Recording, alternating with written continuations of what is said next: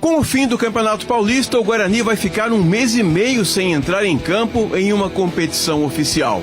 Isso porque a Série C começa somente no dia 13 de abril. Até lá, comissão técnica e jogadores vão ter tempo de sobra para trabalhar, corrigir os erros cometidos durante o Paulistão, a fim de atingir o objetivo da temporada, o retorno para a Série B do Brasileirão. E eu espero que esse tempo nos dê um diferencial para que a gente consiga os resultados.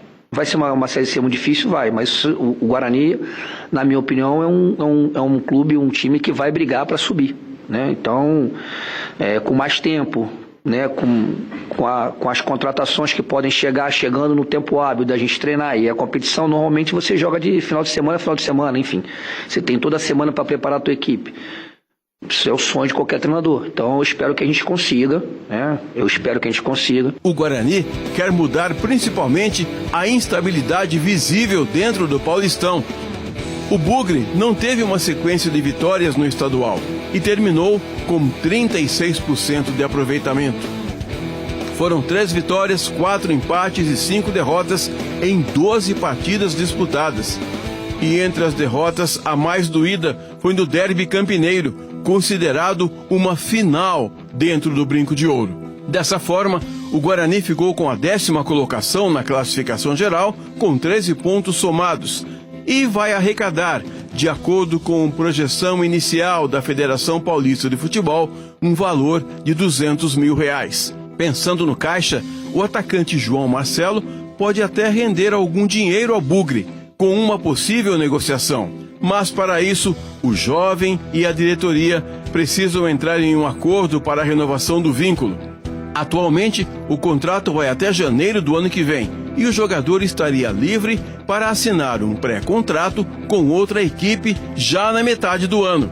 O departamento de futebol vai tentar uma nova reunião para renovar o contrato, com reajuste salarial e aumento da multa rescisória, atualmente na faixa de R$2 milhões. Claro que a gente quer contar com ele na Série C, mas isso é um problema da diretoria. A gente vai ver o que é possível fazer. Pelo que eu saiba até hoje, não tem nada para o João, ele segue com a gente.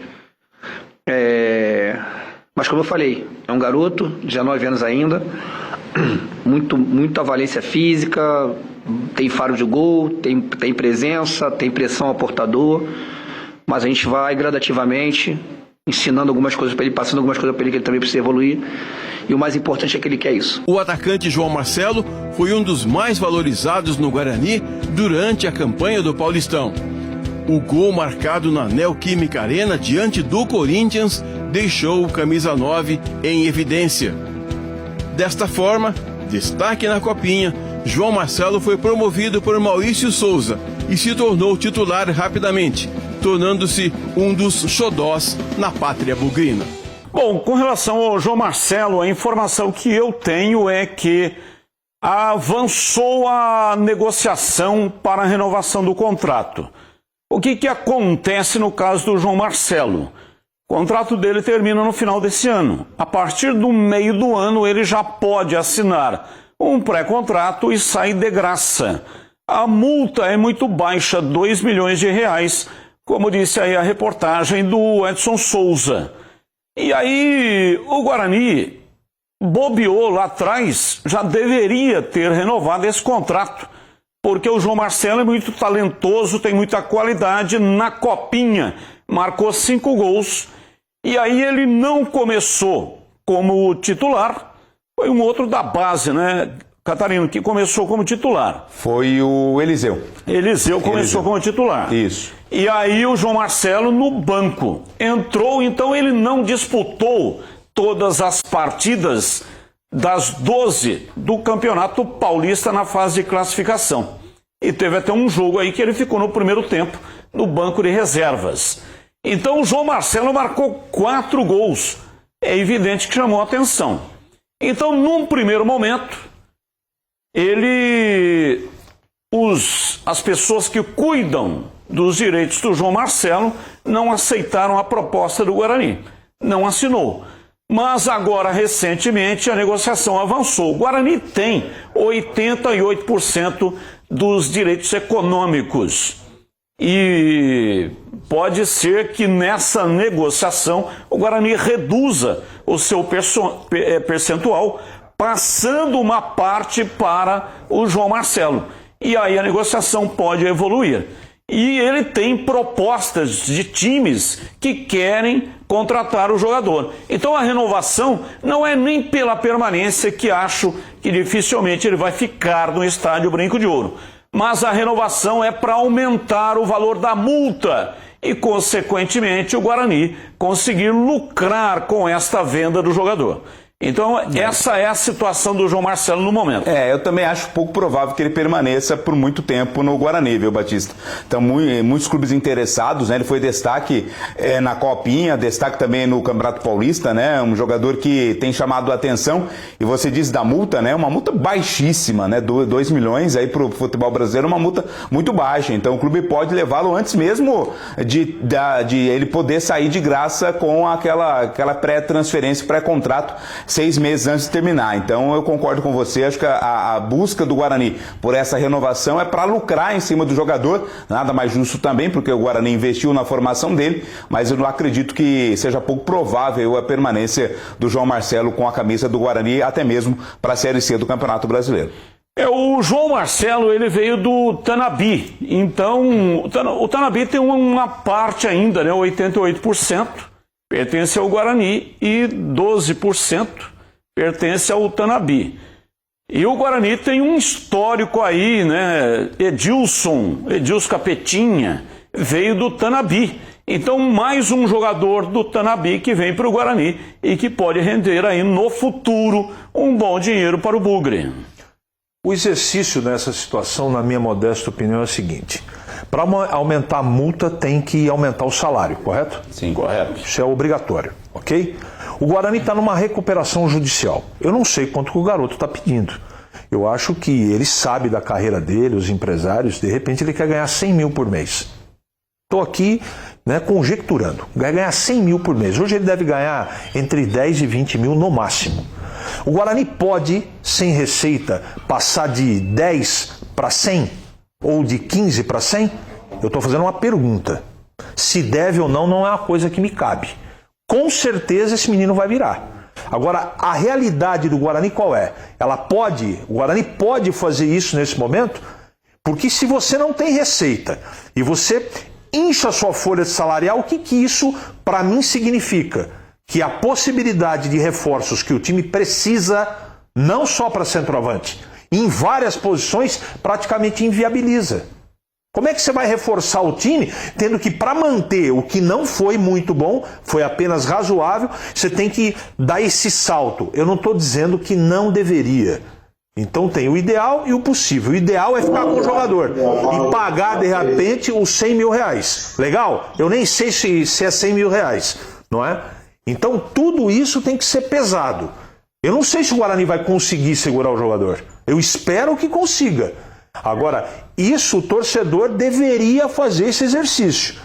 Vale a pena gastar muitas fichas com um jogador que é um garoto ainda, com a palavra diretoria do Guarani. O que poderia ser proposto pelo Guarani, imagino eu, Batista, não tenho muita intimidade com essas questões de negociações, é o Guarani abrir mão, né, de uma boa parte aí dos direitos que tem com relação ao jogador, ceder ao próprio jogador, ao próprio empresário do jogador, em troca de um salário não tão alto assim, né, de um aumento não tão alto no salário, mas a multa ela está muito presa ao salário, né, então você não pode subir pouco o salário, porque aí você vai ter que subir pouco também a multa. Então acho que é um exercício matemático complicado para o Guarani equacionar a questão de não estourar o seu orçamento, que já está no limite, mesmo sendo um orçamento muito baixo aí para a Série C do Campeonato Brasileiro, e manter o jogador, que além de ser tecnicamente um jogador importante se continuar, mas economicamente um jogador fundamental aí para os cofres do clube. Tem um outro detalhe importante. É diferente o número de jogadores que você monta para o Campeonato Paulista, que é um campeonato mais curto. Para você fazer a travessia na Série C, você precisa ter um elenco mais robusto. Agora, tudo está diretamente ligado, Batista, a uma situação. O que pretende o Guarani na Série C? Uma coisa é o que eu acho, outra coisa é a possibilidade do Guarani. O Guarani vai ter bala para investir, para brigar por acesso? Não sei, já que a gente está discutindo de dinheiro. pode aumentar de 10 para 100 o salário do menino para aumentar proporcionalmente a multa? Não sei responder. Então, eu acho pouco provável que isso aconteça. O que é possível de acontecer é o que o Catarino colocou aqui e o que você fez na introdução. O jogador tem lá, sei lá, nada, tem 13 12 do Tanabe e 88 do Guarani. Vamos imaginar que seja isso. Não, imaginar não, é isso. Tá bom. O Guarani cede 30% dos 88 para ficar com o jogador para o empresário. Mas o empresário e o jogador vão aceitar isso? Para continuar com... Porque, perceba, você cede um pouco, mas se você não aumentar a multa, você corre o risco... recupera isso. Você corre o risco do meio do ano de pagarem a multa e o jogador assistir a um pré-contrato com outra, que é absolutamente natural, com outra equipe. Então, é um exercício complicado matemático aí. E olha, na sexta-feira, agora termina o prazo para inscrever novos jogadores para a disputa da Série C do Campeonato Brasileiro. Mas a CBF, no final do ano passado, já havia comunicado os clubes sobre a janela de exceção.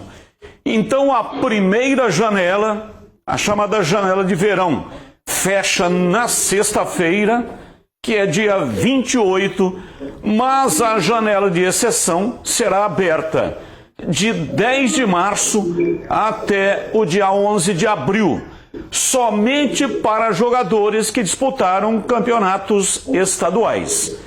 Então, se não conseguir inscrever nenhum jogador até no dia 28, sexta-feira, aí tem de 10 de março até o dia 11 de abril.